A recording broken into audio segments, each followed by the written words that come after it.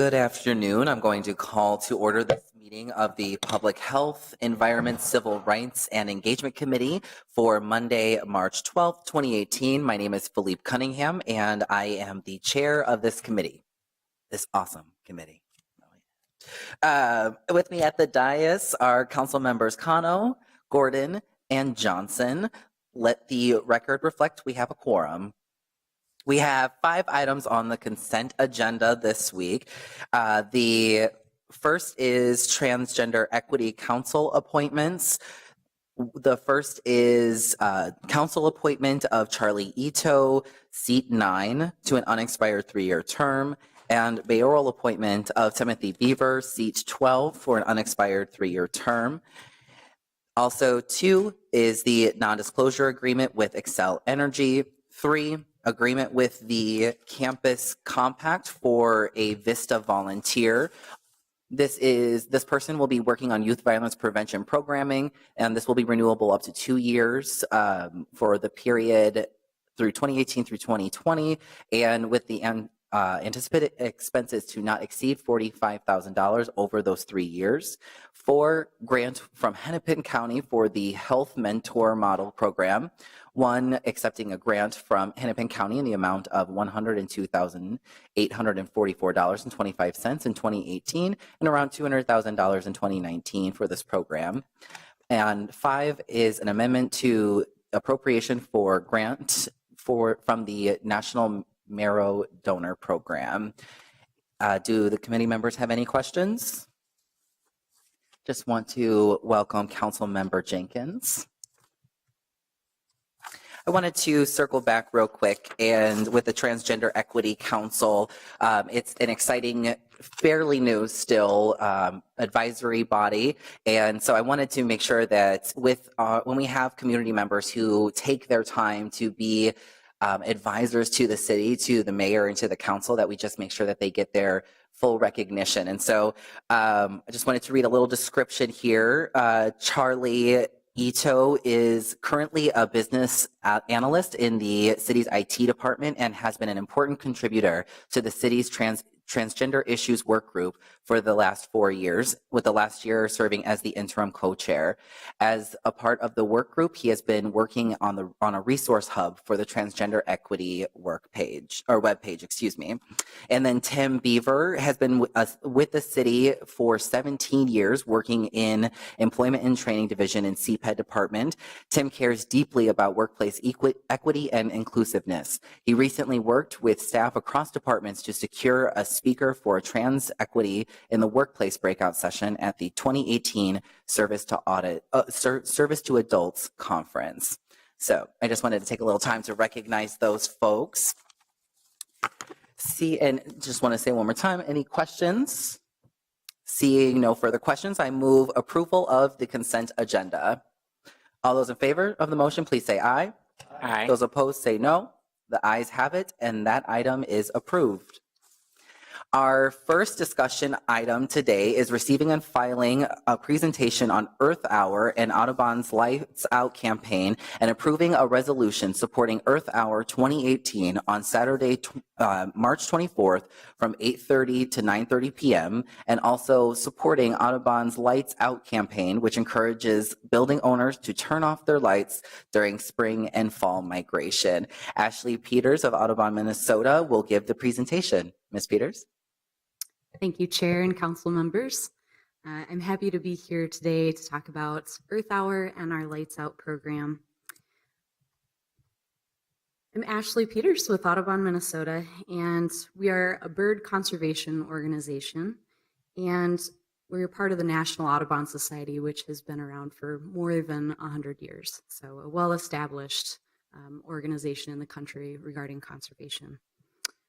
Earth Hour is an initiative started by the World Wildlife Fund, and this program will be happening on March 24th from 8:30 to 9:30 p.m. And there are more than 3,000 landmarks across the world and 180 countries participating in this program.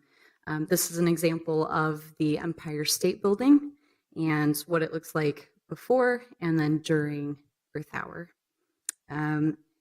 And this effort helps raise awareness of different issues related to climate change, such as reducing energy consumption, which in turn reduces the amount of carbon and mercury pollution that we put into the air and contributes to an already warming climate.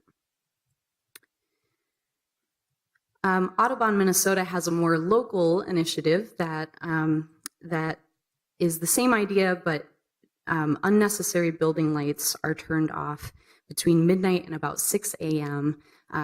During spring and fall bird migration, which is March 15th through May 31st, and then August 15th through October 31st. And this not only reduces energy consumption, but it also maximizes the potential for saving birds during their annual migration. And just to give you a little bit of background on this, Minnesota sits at the top of a major migratory pathway called the Mississippi Flyway, and many birds follow the Mississippi River north and south to their breeding or wintering grounds. And many of these birds have already started migrating to and through Minnesota, and most of them migrate at night using celestial cues, stars and the moon. And these birds include beautiful birds like the American redstart, indigo bunting, the yellow-bellied sapsucker, and a number of hummingbirds. Unfortunately, these birds can be drawn off course by lighted structures in their flight path. They may circle bright lights and drop from exhaustion. Many of them are killed by colliding with buildings during night migration when they're confused by lights. So our Lights Out program can dramatically reduce the collisions and help save these birds. Building owners and managers can help by turning off exterior lighting. Security lights can be left on for safety. Dimming lobby and atrium lighting, turning off interior lights, especially on the upper floors. And any building can participate in this. It isn't just for skyscrapers or very tall buildings. Any building, wherever it's located, can participate. And there are many buildings already participating in Minneapolis and St. Paul and throughout the state. And we thank you all for supporting. Thank you, Ms. Peters. I have a question from Councilmember Gordon. Yes. So are the buildings that are participating in the weeks-long Lights Out campaign, or just the Earth Hour? Chair and council members, I believe there are two different groups. So there are a number of buildings that are participating in Earth Hour, and some of those same buildings participate in Lights Out, but Lights Out is the longer, bigger commitment for that. So could you tell us some of the bigger buildings? Do you happen to know who are participating, who we can cheer about, who we can be an example for the other buildings who aren't participating? Sure. Are any well-known buildings downtown doing it for the migratory period? The IDS building is one in particular that participates, a number of U.S. Bank buildings as well. I would have to pull up a list, and I'm happy to share that list with you. There's over 70 buildings throughout Minnesota that participate in Lights Out. With Earth Hour, that's coordinated by a different organization, so I'd have to get in touch with a representative and let you know which buildings in particular they've coordinated with. If I could just follow up. So are there any city buildings that are participating in Lights Out? Yes. Yep. City Hall? I believe so. Again, Okay. I need to pull up the list. Maybe you can send. Maybe if you get a list, it would be great to see Yeah. that, and we can help give accolades to those great Absolutely. businesses. Thank you. Thank you. Council Vice President Jenkins. Thank you, Chair Cunningham and Ms. Peters for that presentation. I'm curious, is there any benefit to residential properties participating in Earth Hour? Chair and council members, yes, there is always there's always a benefit to saving energy for whatever period of time you participate. I think Earth Hour has typically been used as an example of one way that buildings can do things to reduce the impacts of climate change. Often it's used as a starting place to talk about the impacts of climate change, and that's where moving into something like the Lights Out program has a bigger impact.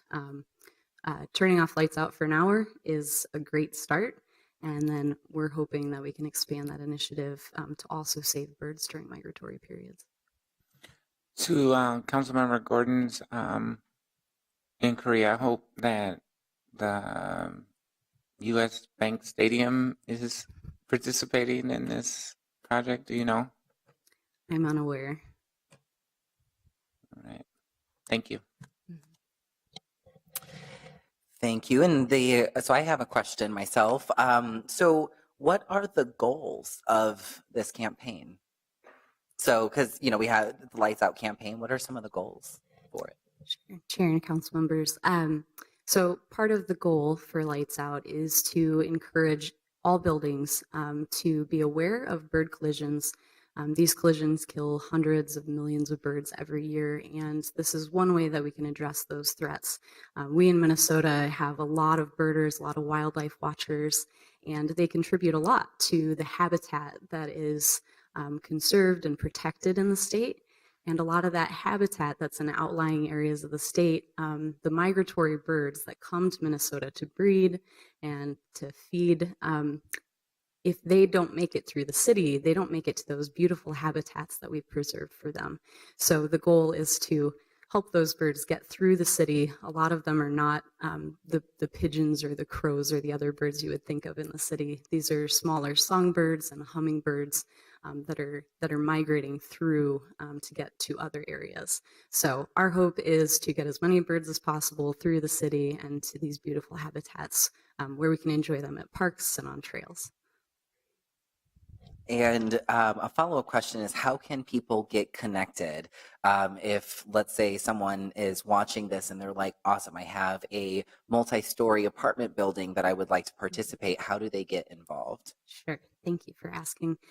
You can go to mn.audubon.org and /lightsout. Or you can contact me. It's apeters@audubon.org. And I would be happy to connect anyone with more information about that program. Thank you so much. Do committee members have any other questions? Seeing no further questions, thank you so much. I move to receive and file the presentation and to approve the resolution. All those in favor of the motion, please say aye. Aye. Those opposed say no. The ayes have it, and that item is received and filed and approved. Thank you so much for your presentation today. Thank you, Chair and council members. Our second discussion item today is receiving and filing a presentation on the Public Health Advisory Committee. Margaret Schuster, Senior Public Health Specialist in the Health Department, will be giving us the presentation. Just want to say thank you so much for your time today. Ms. Schuster.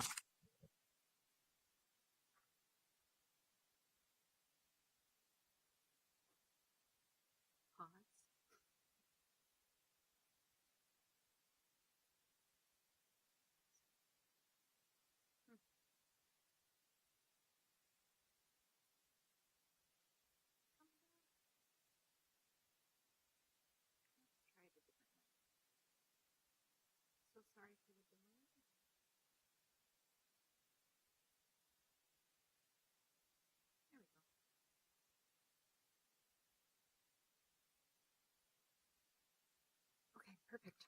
Thank you. Hi. I am here today, as you introduced me, thank you, Chair Cunningham. I'm Margaret Schuster. I'm with the Health Department, and I'm the point person for the Public Health Advisory Committee. I really just want to present a high-level overview of who the committee is, what their function actually is, what their membership is like, and a couple of their key activities lately. The Public Health Advisory Committee is made up of volunteers who commit their time and energy to, and their expertise to public health issues and concerns in Minneapolis. There are 20 members on that committee. There's one for each ward. There is a mayoral representative. There are representatives from some of our key partners like the University of Minnesota, School of Public Health, the Minneapolis Public Schools, and Hennepin County Public Health. And then there are 3 members at large as well. The committee themselves sort of recommend those members at large to the council, and the council appoints them. Members must live or work in the city of Minneapolis, and ward reps must live or work in the ward in which they apply. Each member is appointed to 2-year terms, and they can essentially serve 3 consecutive terms, so a total of 6 years.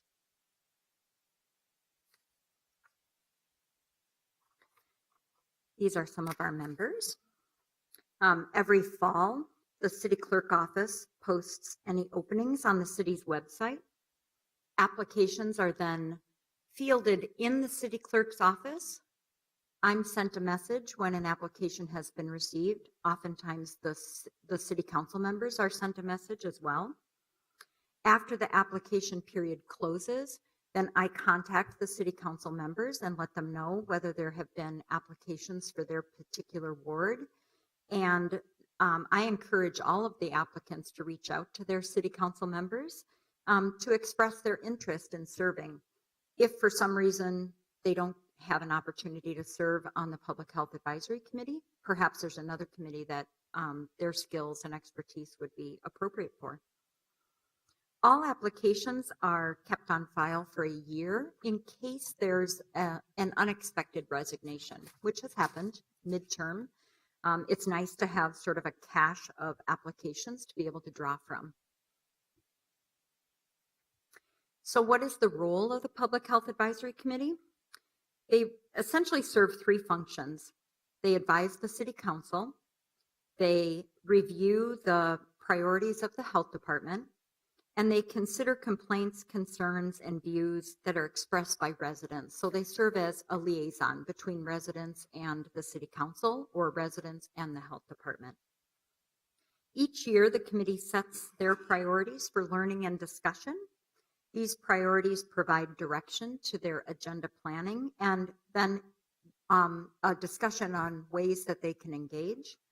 Agenda planning is also influenced by the health department, staff, city council members, other city departments, ward or neighborhood concerns, and the professional perspectives of the committee members themselves. The PHAC has monthly meetings that are held in City Hall on the 4th Tuesday of each month from 6 to 8 p.m. The committee is currently organized in a way that they have full committee meetings where they often hear presentations on various topics, and then subcommittee meetings, which happen in the next month, where discussion or other committee business happens, such as drafting recommendations or coming up with actions on a letter of support, holding new member orientation, things like that. The 3 subcommittees are policy and planning, communications and operations, and collaboration and engagement. And when I talk about some of their activities, I'll mention how those 3 subcommittees actually engage. Over the years, the PHAC has supported several city and department initiatives which promote healthy environments, healthy people, healthy housing, and they've responded to council direction in the past to study public health issues, make recommendations, and then report back to the city council. PHAC members have provided testimony at public hearings on a number of health issues, including things like supporting changes to the staple food ordinance, supporting paid sick and safe time, restricting youth access to tobacco products and flavored tobacco and other things. Most recently, they studied crumb rubber and rubber tire mulch in the use of it in Minneapolis, and then provided a set of recommendations back to the city council. They did this in collaboration with the Community Environmental Advisory Commission. Other things that PHAC members have done is they've been liaisons in other city efforts, such as the Comprehensive Plan Health Research Team, Green Zones Work Group, and Youth Violence Prevention Executive Committee. They also review applications, interview prospective applicants to the PHAC, and conduct new member orientation. They also participate in a number of health department initiatives like strategic planning process, helping to review the nominees for the Public Health Heroes Awards. And then also they participated in interviews with the Public Health Accreditation Board during the site visit in 2016.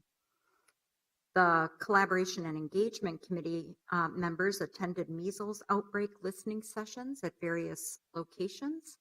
And the full committee, with a small group of kind of drivers off of the committee, provided feedback on the Minnesota Department of Health statewide health assessment. So they try to work locally, they try to work across the city, and then they have also provided some input across the state. All of our information is available on the Health Department website. That would include a current list of members, all of our meeting records, our annual reports, letters of support, anything that would be officially entered into the public record. And then I'm the main contact, so if people have questions, they can always contact me. Thank you.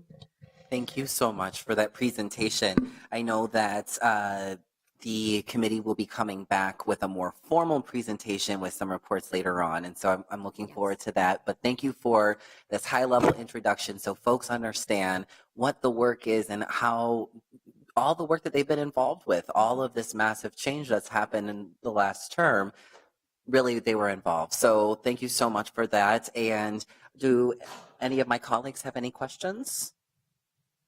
All right. Well, thank you so much for that. Thank you, Chair Cunningham. And today our last discussion item is receiving and filing a presentation on healthy homes activities. Lisa Smith, oh no, I'm sorry, Smid Homes Manager. I have practiced so much. Will be giving us this presentation. I apologize. I have really practiced. Please, it's your turn to go. I practice. Can you say your last name, please? Mustad.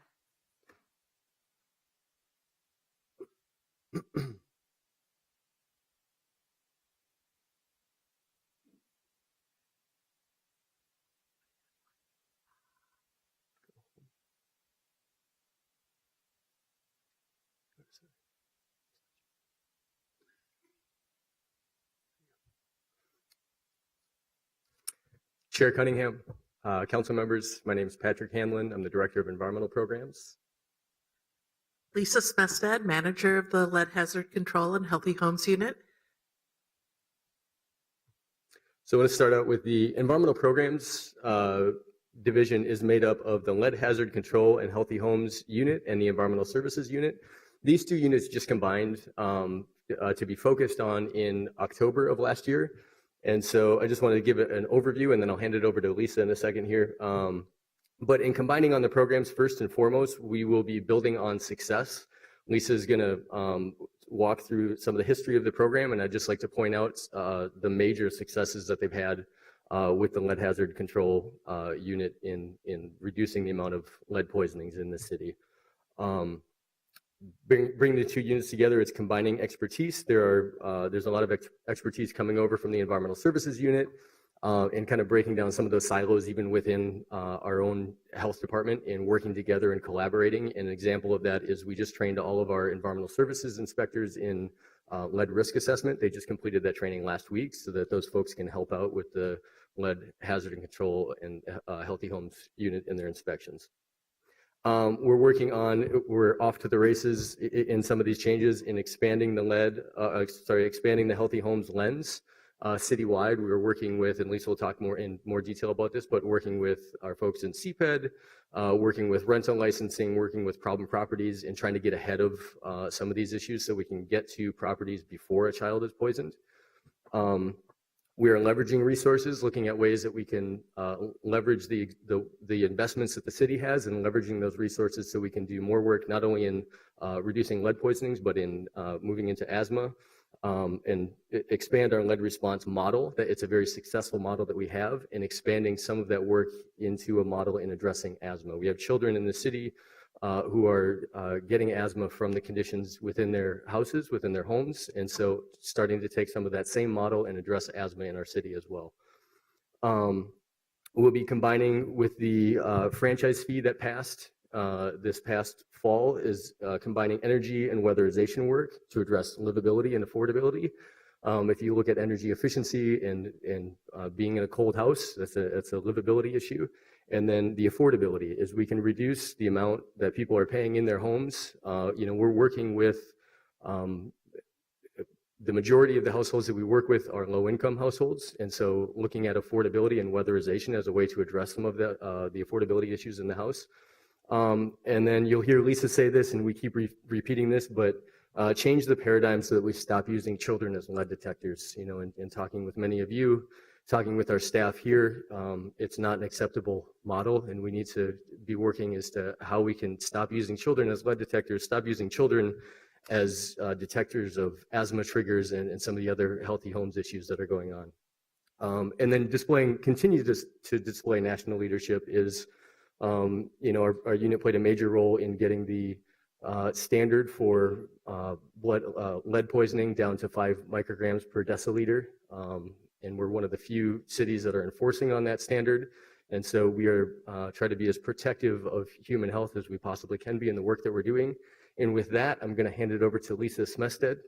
Lisa has worked here for 20 years. I've been working with her, been very fortunate to be working with her and learning from her over the last 10 years. She's brought in $20 million, over $20 million to the city of Minneapolis. And the reason that she's brought in so much money over those years is because she's successful and she's effective in the work that her and her team does. And I've gone around and done one-on-one meetings with her staff, some of whom are here today.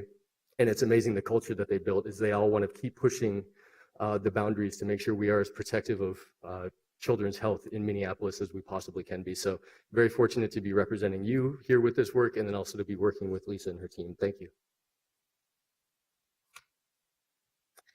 Good afternoon. The Health Department recently celebrated its 150-year anniversary. Lead paint has been applied to our houses for most of that time.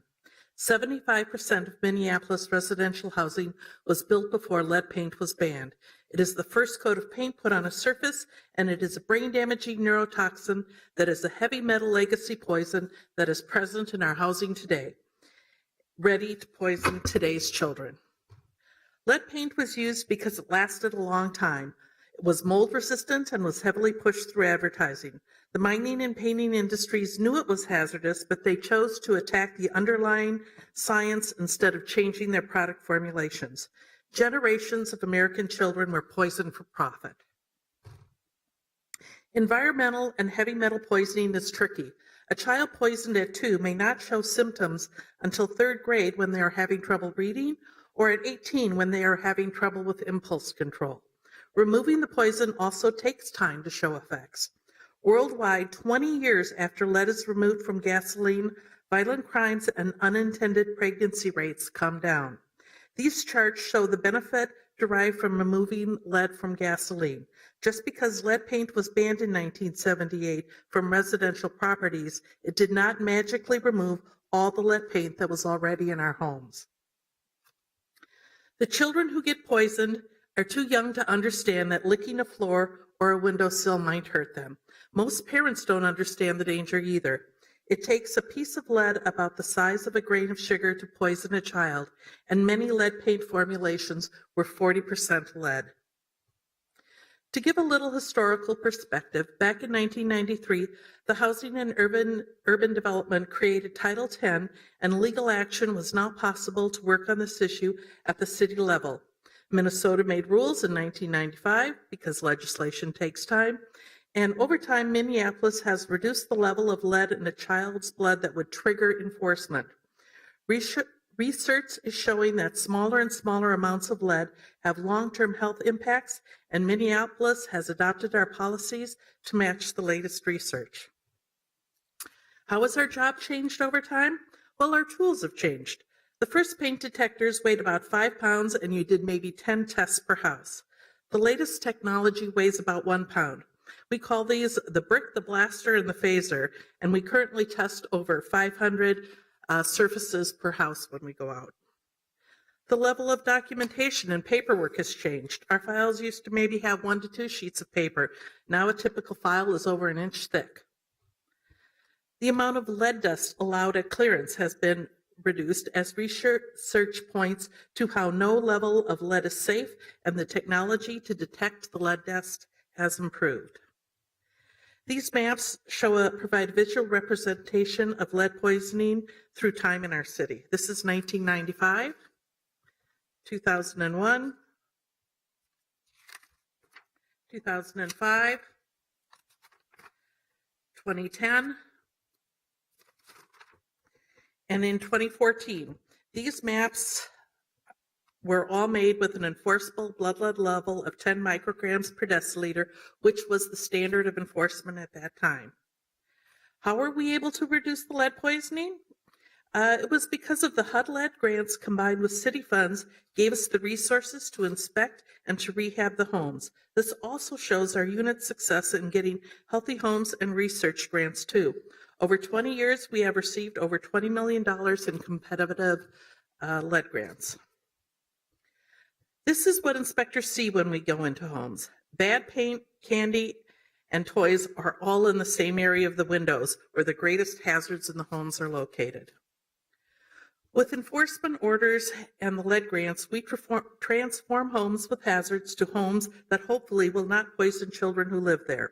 We do this by requiring all paint to be intact and replacing windows and windowsills, because babies like to teeth on windowsills, and enclosing painted floors. In 2017, this is the map of the children that were lead poisoned in Minneapolis. Let's go back a little bit. In 2014, the standard for investigating a lead poisoning was reduced from 10 to 5 micrograms per deciliter based on the latest research.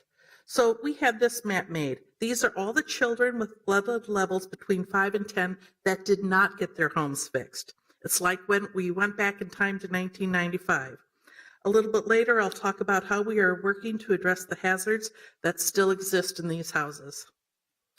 Here's another way of looking at this. When we pushed to get the state definition of lead poisoning changed to reflect the latest Center for Disease Control information, we were able to increase enforcement inspections. The combination of enforcement inspections and prevention inspections is driving down the elevated blood lead level rates. Lead poisoning is a public health threat that is preventable. This map is a summary through time, 1999 to 2014, for all the children who were lead poisoned. It happens in every neighbor in Minneapolis, but it is concentrated in areas of poverty and where there is rental housing. A few blocks have over 20 children poisoned on one block. Although lead poisoning can happen to anyone, there is a big economic justice issue. The yellow on this map represents one child poisoned on the block, and the darker the color, the more children poisoned, and the blue blocks here on the right representing between 20 to 30 per children on that one block. These neighborhoods have similar ages of housing, but the area on the left is one of the wealthiest neighborhoods in Minneapolis, and the one on the right is one of the poorest. Causes for child's exposure often differ between these neighborhoods. Deferred maintenance in the poorer neighborhoods and improper maintenance when they go to do it in the wealthier neighborhoods. Our public schools are often neighborhood-based. Maybe some of the poor school outcomes are a result of the high rates of lead poisoning in this population. It is not an even playing field if your IQ has been decreased. The concentration of lead poisoning affects the livability of the neighborhood and the crime and school outcomes. You can see here how this affects the neighborhood. Almost every block in this neighborhood have multiple children poisoned by the paint in their homes. If you look at the block view, and this isn't the worst block in Minneapolis, 17 children were poisoned by today's standards. 5 houses on this block were made lead safe through the HUD grants, and those are the shaded houses. There's no reason to believe that the hazardous conditions in the other houses have changed. It's just a matter of time before a toddler moves in or visits and the next child is poisoned. So in the future, we are moving to target properties geographically and by the age of housing and housing conditions instead of using children as lead detectors, because the lead paint is just getting older and the risk does not diminish with time. So as part of our education and outreach, we're doing things like these bus benches, which we put in neighborhoods that have historically high lead poisoning rates. We created a video on how to work safely with lead that's been translated into English, Spanish, Hmong, and Somali. Minneapolis health department has also participated and been published in a peer-reviewed journal for our research on reducing lead dust. When we inspect homes, we also look for products that contain lead. 99.9% of the time, it's the lead paint in the windows. But 0.1% of the time, it's products like the glaze on this traditional bean pot, old dishware, or cosmetic products. Lead can be deadly. In 2006, a Minneapolis child was playing with this bracelet and the charm broke off. He swallowed it, and being a toddler, he didn't think to tell his mother about it, and he died of lead poisoning. We're trying to find new ways to reach out to families with social media and Facebook to inform parents that we can test products and about events we are having where we will test the products for them in their neighborhoods and when we're doing testing activities for children. We just finished up our 2014-2017 HUD Grant Award. 309 homes received inspections and 294 of these homes were made lead safe. HUD has also recognized that lead is not the only hazard at a home, and $400,000 of this funding was to repair other healthy home hazards, such as testing for radon and installing mitigation systems when radon was found, adding handrails, smoke detectors, CO detectors, and repairing trip and fall hazards. A handrail might not seem like a big deal, but one grandmother called us to thank us because that handrail saved her from 2 falls on her icy front steps in the month after it was installed. Having a healthy home affects people across their whole lives. This is a map of the properties that were made lead safe with the Safe and Healthy Homes Investment Partnership Grant. The Lead Hazard Control Unit has morphed from just investigating one hazard in a home to looking for up to 29 different things in your house that can kill you or make you sick. With the start of our 2018 HUD grant, which is the Health Assessment Partnership for Environmental Value Evaluation, whose acronym is HAPPY, we are committed to working towards happier, healthier homes in 2018 and beyond. We are also working on other housing-based hazards like asthma. We may not be able to reduce the pollen count outside or reduce the air pollution from cars or forest fires, but we can improve the home environment by removing pests, installing dust covers for mattresses and pillows, and providing HEPA air cleaners for a child's bedroom. Unfortunately, this only applies to families enrolled in the grants, and we have only enough resources to respond to about 10 additional physician requests which we receive per year. We see opportunities to expand this approach that was proven in a local HUD-funded study to reduce school absenteeism, and we did this for 5 days per year. We've reduced hospitalizations and emergency department visits. In 2018, we are just starting on our new Happy HUD grant. Over the next 3 years, we will inspect and repair 190 homes for lead and other home-based hazards. Our challenge is to inspect homes and to advise homeowners and identify violations in rental housing for correction before a child is hurt. The resources the Council has appropriated to us are allowing us to move away from only reacting to lead poisoning and move towards proactive inspections that prevent lead poisoning. I want to thank the Council for giving us 2 important resources in the last budget cycle that are going to help us move forward.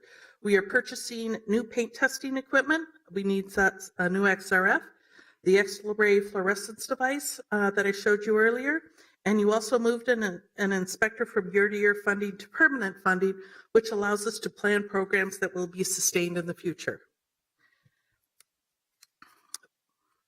And we're also working on new partnerships. Many of you will be familiar with concerns about the properties owned by Mahmoud Khan, whose rental licenses were revoked and that Urban Homeworks is currently managing. Our unit was asked by Urban Homeworks to provide resources and expertise on lead paint hazards in these rental properties as they navigate management as court-appointed administrator for this portfolio. Our unit performed 41 lead inspections that were occupied alongside inspectors from Minneapolis Problem Properties Unit in an effort to better understand the current health and safety threats that exist to the residents of these properties. In 2018, we will be partnering with rental licensing and CPED to increase the number of homes we inspect. We're going to continue to respond to physician reports of lead poisoning and to get the hazards repaired. We will work with the Northern Metals Advisory Committee to develop a plan for efficient use of the resources granted by the consent decree. We will continue to work with the state legislature and local hospitals to find resources for inspections and products for children with asthma. And a new focus will be leveraging the HUD grant for local weatherization.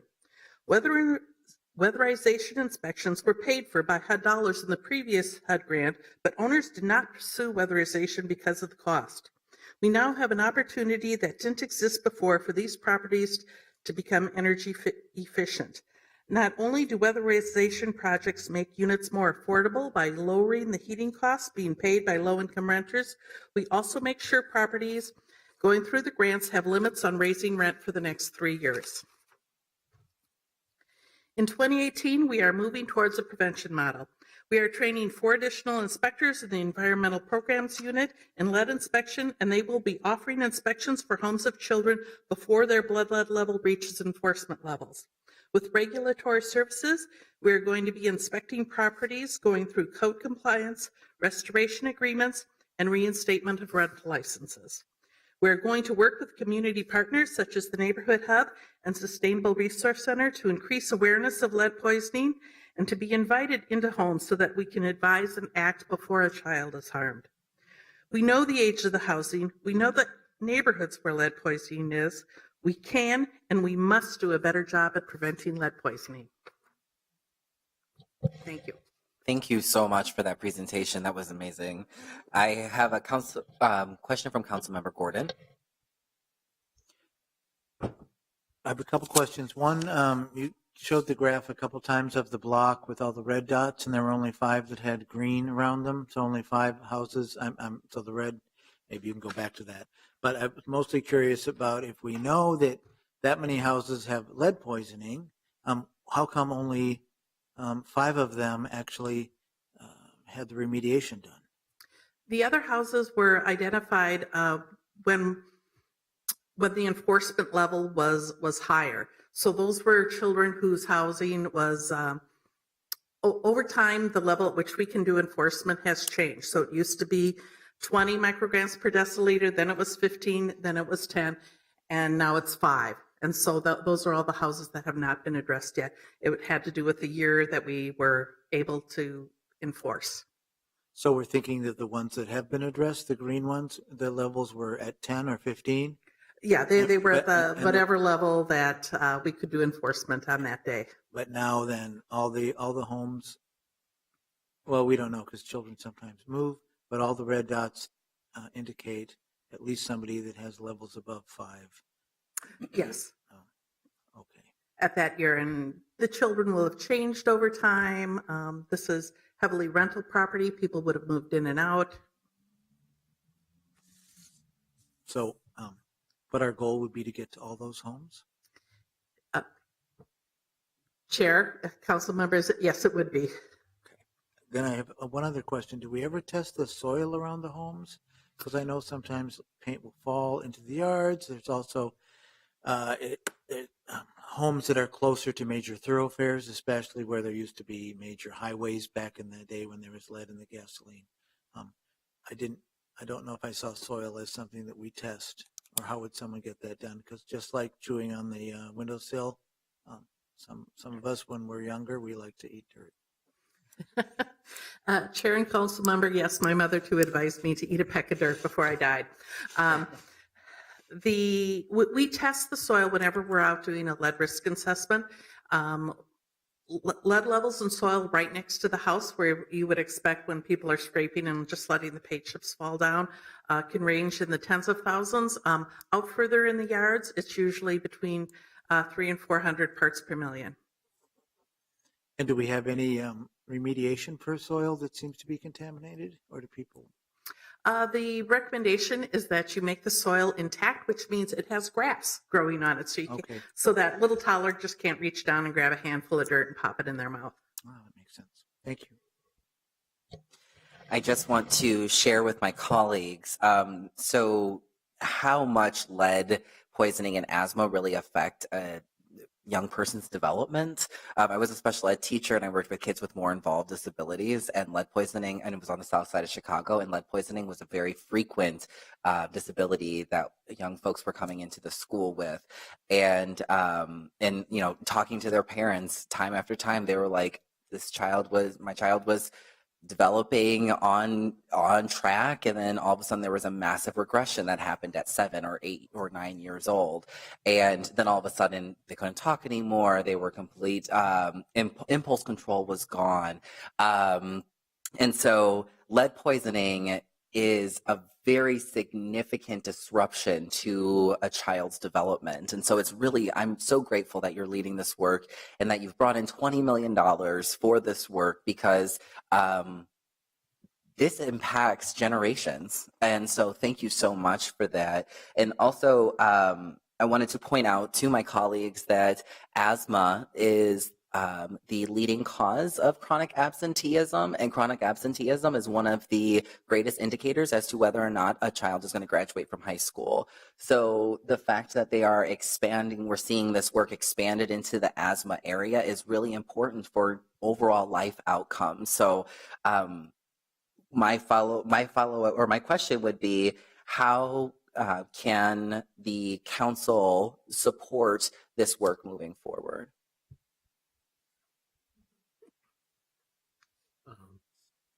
Chair Cunningham, council members.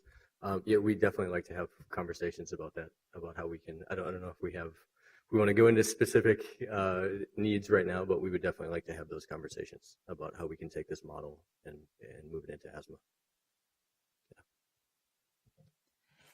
Another follow-up question is that I think you mentioned 109 homes would be, with this new grant, I think you said that there would be 109 homes. What is the process for determining which homes receive remediation?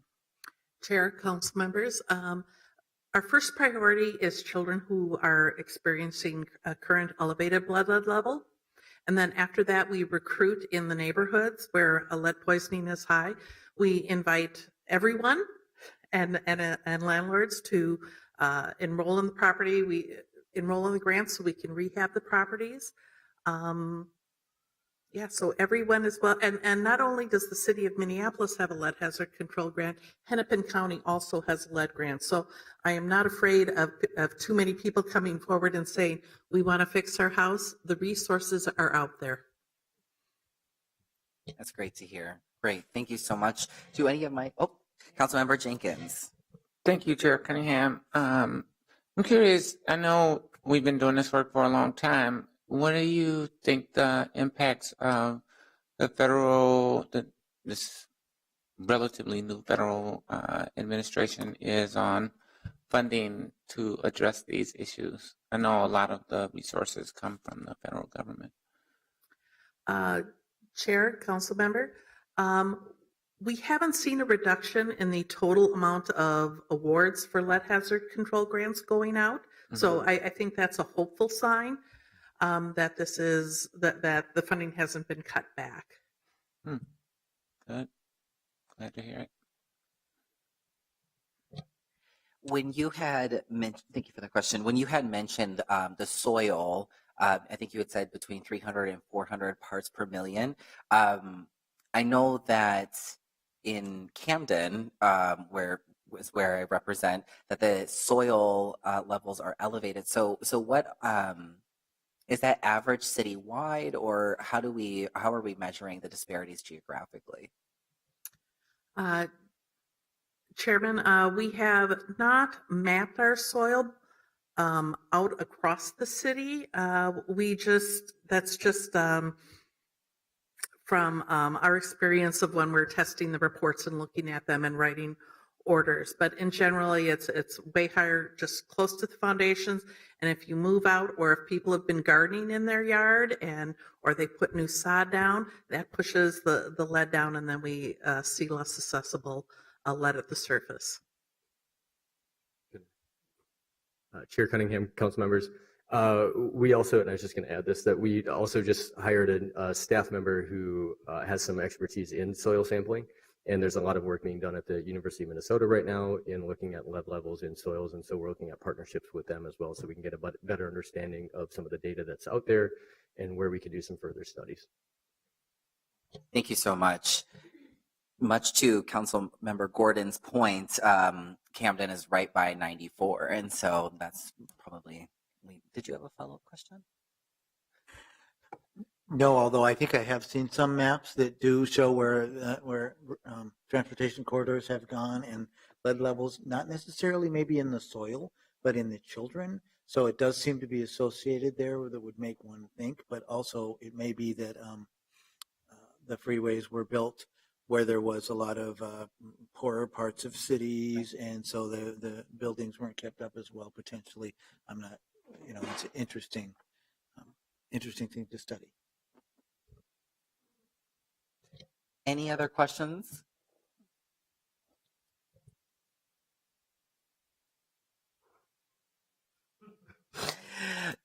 Thank you, everyone, for your questions, and thank you so much for this presentation. Truly, I think it's important to really see what this work looks like, to really see what why it exists, the purpose of it, so that it's beyond just looking at it as a line item on a budget, but it's actual real money that's going towards folks and really changing life outcomes for young people in particular. So thank you so much for all of your hard work and all the team that's here.